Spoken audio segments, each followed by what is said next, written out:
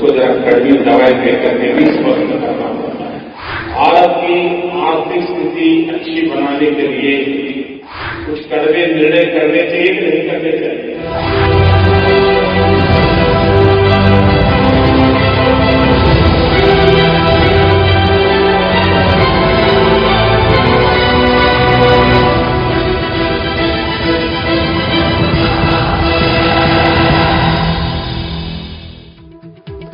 नमस्कार, क्या बजट लाएगा अच्छे दिन? न्यूज पॉइंट में आपका स्वागत है। मैं हूं सुशांत सिन्हा।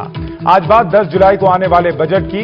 राष्ट्रपति के अभिभाषण में अपने लक्ष्य दिखा चुकी मोदी सरकार के लिए वक्त आ चुका है कि जब वो 10 जुलाई को नई सरकार का पहला बजट पेश करे तो दिखा पाए कि उस लक्ष्य को हासिल करने के लिए वो कैसे आगे बढ़ने जा रही है। नई सरकार के सामने चुनौतियों और उम्मीदों दोनों का पहाड़ है। जनता अच्छे दिन चाहती है और जल्द चाहती है, लेकिन क्या देश की मौजूदा हालत में मोदी जी की सरकार वो अच्छे दिन ला पाएगी, या फिर मोदी जी जिस कड़वी दवा को पिलाने की बात करते रहे हैं उसका दूसरा डोज आम आदमी को गले से नीचे उतारना होगा, क्योंकि पहला डोज रेल किराए की बढ़ोतरी के तौर पर मिल चुका है। ऐसे में आम आदमी क्या उम्मीद लगाए आने वाले बजट से, इस पर चर्चा शुरू करें। उससे पहले एक नजर देख लेते हैं कि मोदी सरकार को पिछली यूपीए सरकार ने सौंपा क्या है विरासत में। मोदी सरकार को विरासत में 9.4% की महंगाई दर मिली है, जिसे कम करना उसकी सबसे बड़ी चुनौती बनी हुई है, और कमजोर मानसून इस बड़ी चुनौती को और बड़ा बना रहा है। इसके अलावा मोदी सरकार को विरासत में कमजोर रुपया भी मिला है। $1 के मुकाबले जब मोदी सरकार आई उस वक्त रुपया 60 के पार था। वार्षिक जीडीपी विकास दर 4.6% मिली, बेरोजगारी की दर 3.8% और विदेशों से लिए कर्ज का आंकड़ा 23 लाख करोड़ रुपए था।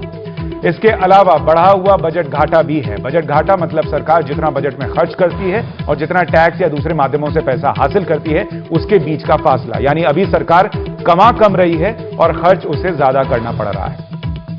लेकिन चुनौतियों के इस पहाड़ के बाद मोदी सरकार ने जो उम्मीदों का पहाड़ भी खड़ा किया है उस पर भी जल्दी से नजर डाल लेते हैं। दरअसल उम्मीदें खुद बीजेपी ने अपने वादों से पैदा की। उन्होंने चुनावी घोषणा पत्र में कहा कि सरकार की विश्वसनीयता को वो हासिल करेंगे, जो उनका कहना था पिछली सरकार गंवा चुकी है। आर्थिक अनुशासन सख्ती से लागू करेंगे, विकास के फंड से समझौता नहीं करेंगे, विकास के स्रोत में फिर से जान फूकेंगे, बैंकिंग सुधार करेंगे जिसमें निवेश बढ़ाने के लिए बचत को प्रोत्साहन देंगे, निवेशकों की सुविधा के लिए वित्तीय कंपनियों के लिए सख्त नियम, एक हितकारी टैक्स माहौल बनाएंगे, टैक्स प्रक्रिया को आसान करेंगे, गुड्स एंड सर्विसेज टैक्स लागू करने के लिए राज्य सरकारों को लाएंगे साथ में, और रिसर्च और विकास के निवेश को बढ़ावा देंगे। ये भी उन्होंने अपने यानी बीजेपी ने घोषणा पत्र में कहा। रोजगार बढ़ाने और पूंजी निर्माण के लिए एफडीआई को मंजूरी देंगे, छोटे मंझौले खुदरा व्यापारियों के हितों का ध्यान रखेंगे। लेकिन चुनाव, ये वो वादे हैं जो चुनावी घोषणा पत्र में किए गए थे, लेकिन चुनाव में वादे करना और सत्ता संभालने के बाद उन्हें पूरा करना दो मुख्तलिफ बातें हैं। इसलिए न्यूज पॉइंट में आज सीधे दो सवालों पर चर्चा कि मोदी सरकार के पास बजट तो है, लेकिन खजाने में क्या इतना पैसा है कि वो आम आदमी के लिए राहत भरे फैसले ले सके, और साथ ही क्या मोदी जी राहत देंगे या कड़वी दवा का दूसरा डोज देंगे। इस पर चर्चा करने के लिए हमारे साथ कई सारे खास मेहमान हैं। हमारे साथ स्टूडियो में परंजय गुहा ठाकुरता हैं जो कि इकोनॉमिस्ट हैं, हमारे साथ कुलदीप कुमार हैं, टैक्स एक्सपर्ट हैं, हमारे साथ स्टूडियो में मौजूद हैं अजय दुआ जो कि फॉर्मर कॉमर्स सेक्रेटरी हैं। सर आपका भी बहुत स्वागत है। और वीके सूरी हमारे साथ हैं, बैंकिंग एक्सपर्ट हैं। इसके अलावा हमारे साथ नरेंद्र तनेजा जुड़ रहे हैं जो कि कन्वेनर हैं बीजेपी एनर्जी सेल के, और मुकेश नायक कांग्रेस के प्रवक्ता हमारे साथ जुड़ रहे हैं। सबसे पहले मैं आपके साथ शुरू कर रहा हूं परंजय, कि क्या ये जो बजट आने जा रहा है इससे उम्मीदों का पहाड़ भी बहुत बड़ा है और चुनौतियों का पहाड़ भी, क्या बजट अच्छे दिन लाएगा या ये कड़वी दवा का दूसरा डोज होगा? कड़वी दवा का दूसरा नहीं, तीसरा भी चौथा भी आ सकते हैं, बजट के पहले ही आ सकते हैं। जैसे आप देखिए, चुनाव खत्म हुआ तो डीजल का कीमत बढ़ गया, एक बार नहीं दो बार, पहले एक रुपया फिर और 50 रुपया, फिर आप जानते हैं रेल का किराया बढ़ गया, फिर आप देखिए जो आयात करने के लिए जो शुल्क है, इंपोर्ट ड्यूटी है चीनी के ऊपर, ये भी बढ़ा दिया।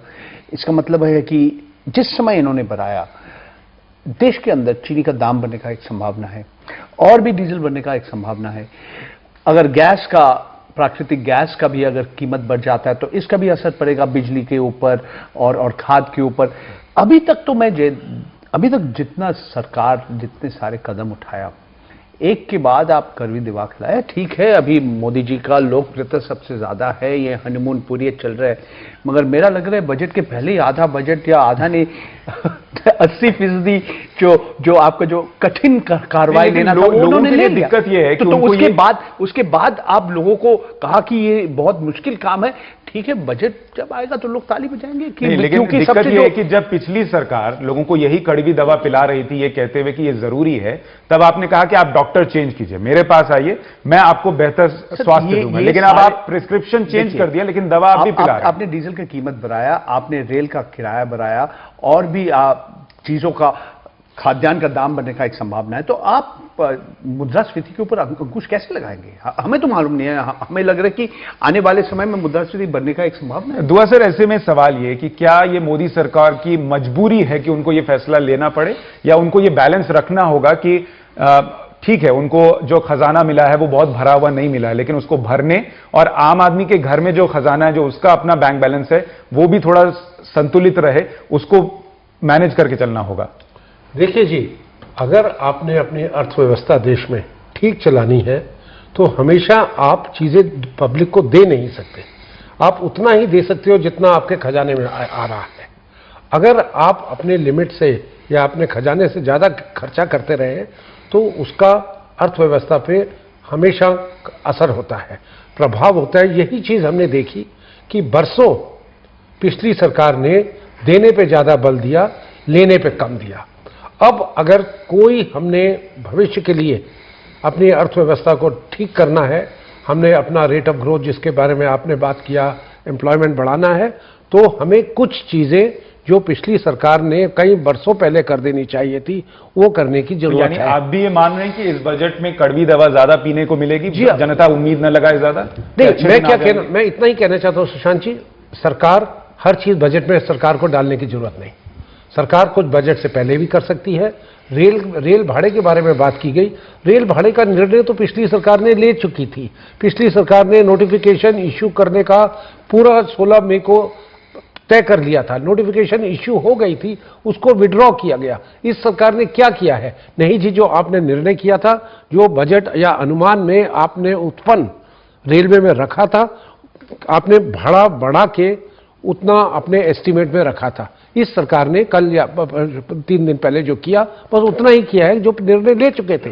अब मेरा कहना है कि हमेशा हम देते ही नहीं रह सकते, हमें अपना, अगर दुनिया में कीमतें बढ़ रही हैं, तेल की कीमत बढ़ रही है, आपकी महंगाई बढ़ रही है, तो कॉस्ट ऑफ प्रोवाइडिंग सर्विसेज भी बढ़ेगा ही, और जितना जल्दी आप उसके ऊपर कोई रोक लगाएंगे उतना ही हमारा भविष्य अच्छा रहेगा। आप कर चुके हैं कि आप कड़वी डोज के लिए तैयार रहिए, बजट में बहुत उम्मीद मत लगाइए। कुलदीप जी, आम आदमी का सबसे बड़ा ध्यान मेरे ख्याल से टैक्स को लेकर रहता है कि टैक्स का जो दायरा है वो बढ़ जाएगा क्या? कई लोगों ने कहा शायद ये 5 लाख तक चला जाएगा। जो मौजूदा स्थिति सरकार की है, क्या कोई बहुत बड़ा आप चेंज देखते हैं?